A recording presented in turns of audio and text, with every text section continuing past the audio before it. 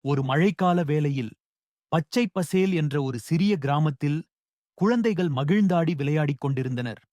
ஆனால் அந்த கிராமத்தில் ஒரு வித்தியாசமான விஷயம் நடந்து கொண்டே இருந்தது.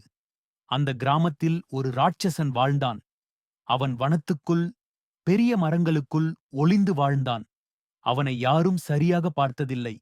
ஆனால் இரவு நேரம் வந்ததும் வீட்டுப் பின்புறத்தில் அடிக்கடி அவன் தடங்கள் காட்சியளித்தன. குழந்தைகள் அவனைப் பற்றி கேள்விப்பட்டிருந்தாலும் பயந்துதான் இருந்தார்கள்.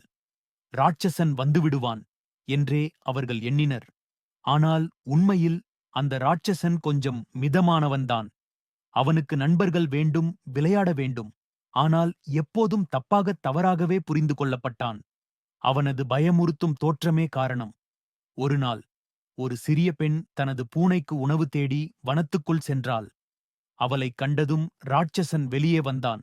ஆனால் என்ன நடந்தது தெரியுமா? அந்த சிறுமி அவனைப் பார்த்தும் பயப்படாமல் அமைதியாக நடந்தாள். அந்த நாளுக்குப் பிறகு ராட்சசன் மாறிவிட்டான். தினமும் நிழலாக வந்து குழந்தைகள் விளையாடும் இடத்தில் ஒளிந்து பார்த்தான். சில நாட்களில் தொலைவில் இருந்தபடியே பொம்மைகளைப் போட்டு மகிழ்ந்தான். குழந்தைகள் அவரை பயப்பட வேண்டியவன் அல்ல என்பதை உணர்ந்தார்கள். அவர்கள் அவனுக்கு பெயர் வைத்தார்கள், அன்பு ராட்சசன். இப்போது அந்த கிராமத்தில் இரவு நேரம் வந்தால் குழந்தைகள் கதைகள் சொல்வார்கள். அந்த ராட்சசன் அருகில் உள்ள மரத்தடியில் அமைதியாக அமர்ந்து அந்த கதைகளைக் கேட்பான். முற்றிலும் தனியாக இருந்த ஒரு ராட்சசன் இன்று ஒரு குடும்பத்தின் அங்கமாகிவிட்டான். அவன் இப்போது பயம் அல்ல, ஒரு கதையின் ஒரு மென்மையான பகுதியாகிவிட்டான்.